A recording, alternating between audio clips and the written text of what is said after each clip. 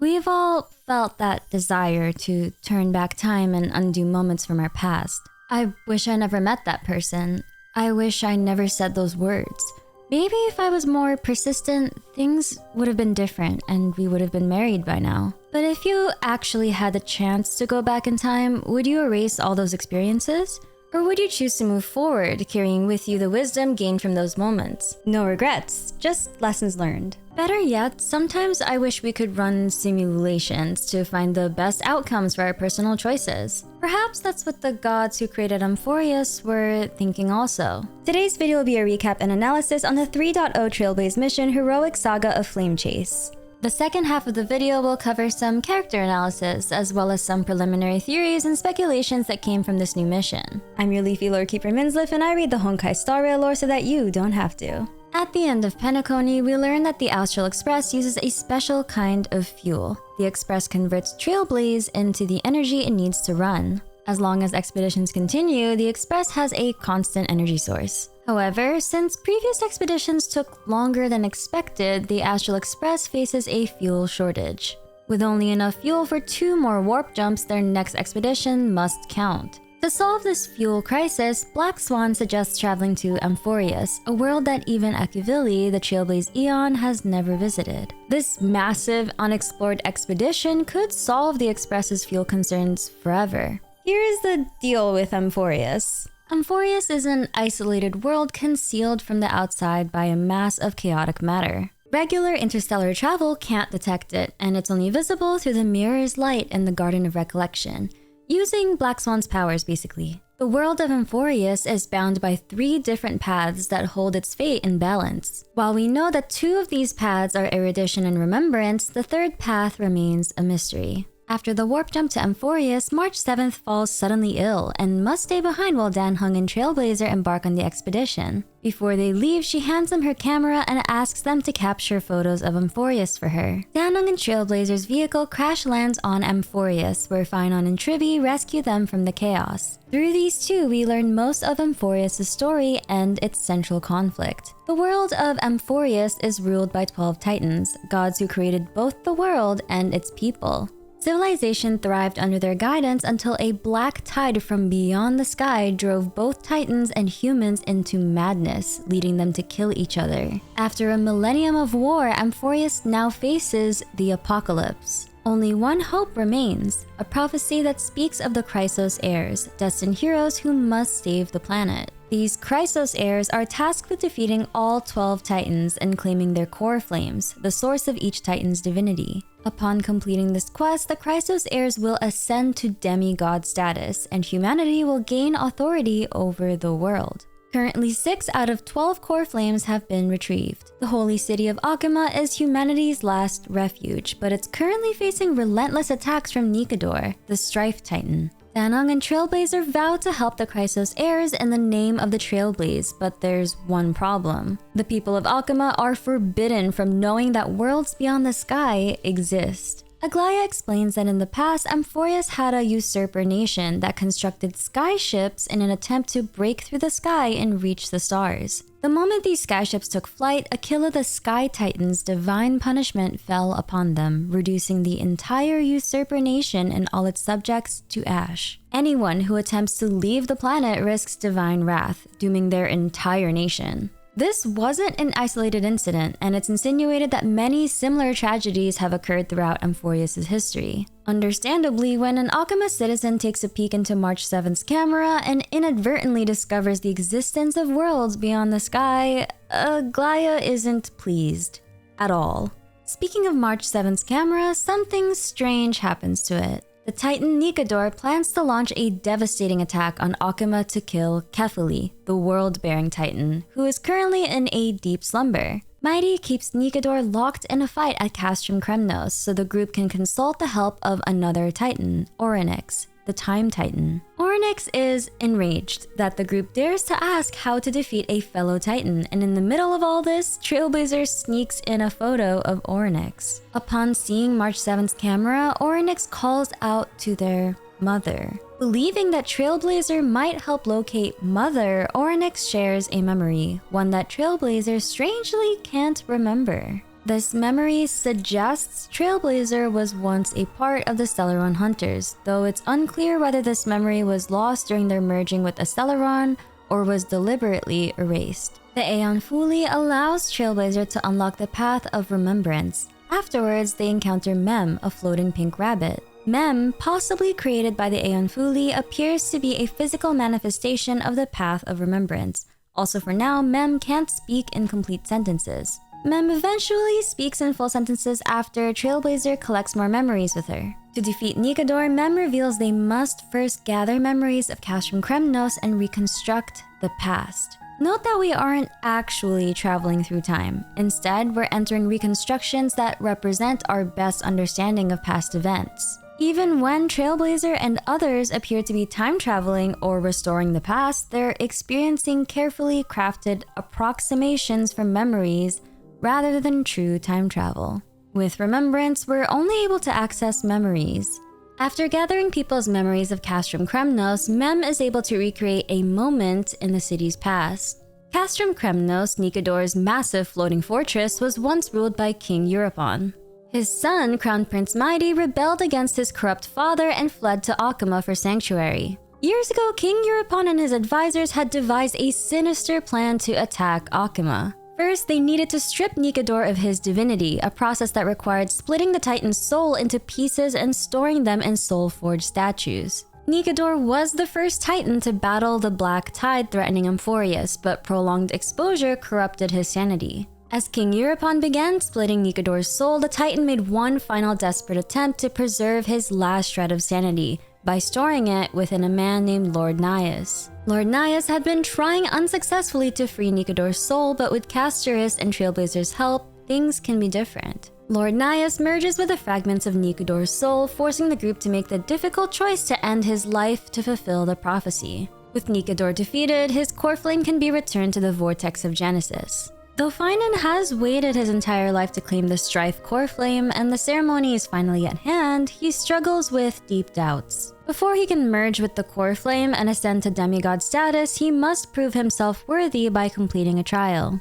Meanwhile, on the Herda space station, the Herda has captured a memo snatcher who attempted to steal memories from the erudition Aeon Nous. As punishment, the Herda imprisoned her in a mirror for several years. This incident serves to make Black Swan look a bit more sus, since she was the one who recommended the Astral Express travel to Amphorius, a planet mysteriously connected to both the erudition and remembrance paths. Herda had been attempting to run an experiment to make contact with the Aeon Nous when Sunday and Welt suddenly interrupt her. They came seeking her help because they'd lost all contact with Trailblazer and Dan Heng in Amphorius for at least 20 system hours. Worse still, something alarmingly bad had happened to March 7th. She has fallen into a coma-like state with ice mysteriously forming around her body. We have a lot to talk about, so let's dive into some character analysis and theories. First up is one of the most sus characters, Finan. His appearance sparked lots of discussions in the Honkai Impact 3rd community due to his remarkable resemblance to Kevin Kazlana. Following the revelation that Acheron is a version of Raiden Mei, fans were understandably excited to see characters reminiscent of Kevin Kazlana and Elysia in Honkai Star Rail. They're not even trying to hide the similarities. However, their character arcs might differ. While Kevin Kazlana remains trapped by his past trauma, Finan faces the chance to break free from his. For full transparency, I'm not a Honkai Impact expert. I just barely scratched the surface of its lore, so please bear with me. Finan is from ID Ciliciae and was once close to a pink-haired girl named Cyrene. According to Casterus, before the prophecy chose him, he had lost everything. His home, his family, his close friends, and everything he had sworn to protect. The prophecy offered him a chance to move forward as a Chrysos heir rather than pursue revenge for his past life. This inner conflict is why Finan must pass a trial to be deemed worthy of wielding a core flame. But we're not even sure if Finan is Finan. After the interrogation with Aglaya, there's a dialogue option in which you can choose to leave Amphorius. If you do, the Astral Express's fuel problem doesn't get resolved, Black Swan mysteriously leaves the Astral Express, and March 7th's condition gets worse. You're then greeted to a credits scene, but look at how Finan is listed. Finan as ... Things get even weirder when you access the As I've Written book mechanic. This mechanic is super weird in general, but we're gonna talk about this in a sec. When you read under Phainon of Ide Ciliciae, it says he never spoke of his origins, only using his name to nonchalantly identify himself. That's not really his name, is it? Yet his real name may never be heard in this world again. So Phainon's name isn't actually Phainon, and there's even more to his past than meets the eye. Honestly, if his name ends up being Kevin, I won't be surprised. While Phainon initially sought to claim the Strife core flame from Nicator, HSR hints that Maidi will ultimately become its bearer. In the As I've Written book mechanic, Maidi and Castorus occupy the Strife and Death slots respectively. Though Maidi showed little interest in the core flame at first, Phainon urged him to take it since he battled Nicator the longest and avenged his kingdom.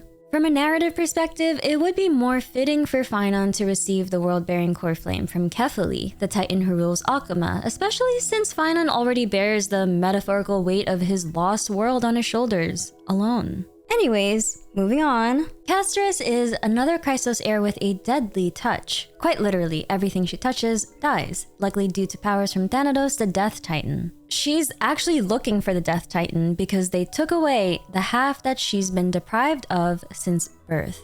Whether this refers to half of her soul or a potential twin remains unclear. Though kind and soft-spoken, Castorus struggled to voice her disagreement with Aglaya's use of death threats during interrogations, leading Aglaya to encourage her to speak her mind more in the future.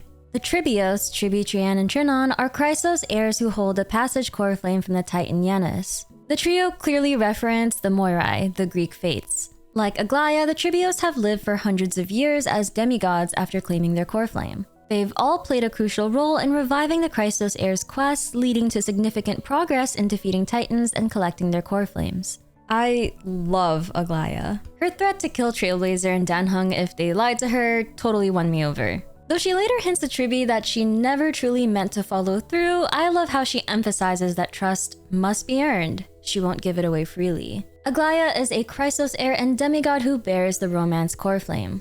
Like Tribi, she's several hundred years old, and they both shoulder the responsibility of guiding Chrysos heirs to collect all 12 core flames. However, Aglaya remains wary of Akama's current government, the Council. While the Chrysos heirs currently rule Akama, they must eventually transfer power to the Council, a transition that troubles her. Elder Canis, one of the Council's most influential members, has a dark history of assassinating Chrysos heirs during the Chrysos War, a conflict that claimed many heroes' lives. Despite the Council's attempts to control her, Aglaya remains determined to protect Akama and fulfill the prophecy. Though she comes across as distant and cold, her attitude makes perfect sense. After all, she's responsible for protecting her world from the apocalypse, so when space aliens suddenly appear claiming they want to help out of the goodness of their hearts, can you blame her for being suspicious? Speaking of suspicious, remember I said there's something in Amphorius that might be related to Genshin Impact? Take a look at this. The official art for Remembrance Trailblazer. Look at the quill they're holding. This quill looks eerily similar to the quill from Dreams of the Ancient Capital in Genshin Impact, and it contains a story about a young woman named Lycia who sets out on a journey alone following the ruination of her homeland at the hands of a black dragon. In the story, Lycia is determined to turn back time in order to correct the past. The symbol of infinity appears throughout Amphorius, alongside recurring themes of restoring the past to its original state. Before the final battle with the corrupted Nicator, Lord Nais explained that the apparitions of him on the floor represent past failed attempts to save the corrupted Titan. But now Castorus, and especially Trailblazer, are the new variable which would make this attempt to save Nicator a success. Which leads us to question, is Amphorius stuck in a time loop or a simulation? And what for? The As I've Written book suggests we're completing each character's story arc. Take Maidi, for example. His story as Crown Prince of Castrum Kremnos concludes with the defeat of their fallen titan Nicator. This book implies that saving Amphorius might require rewriting the planet's fate entirely, with the Trailblazer playing a crucial role. The time loop or simulation could be testing different scenarios for the planet's survival, possibly powered by a Stellaron. But are we seeing the real Amphorius? Like the past recreations we've experienced, this might just be another simulation of the actual planet. For all we know, the real Amphorius could already be gone. The presence of the Black Tide, which transforms the world into blocks like digital corruption and taints everything it touches, suggests that Amphorius' time loop or simulation is on the verge of being destroyed. Remember what Orynyx said about March 7th? They called her Mother and were desperately searching for her. This is particularly suspicious since, according to Amphoreus' history, unnamed gods created the 12 Titans. March 7th being called Mother by one of the Titans suggests she might be one of these mysterious deities.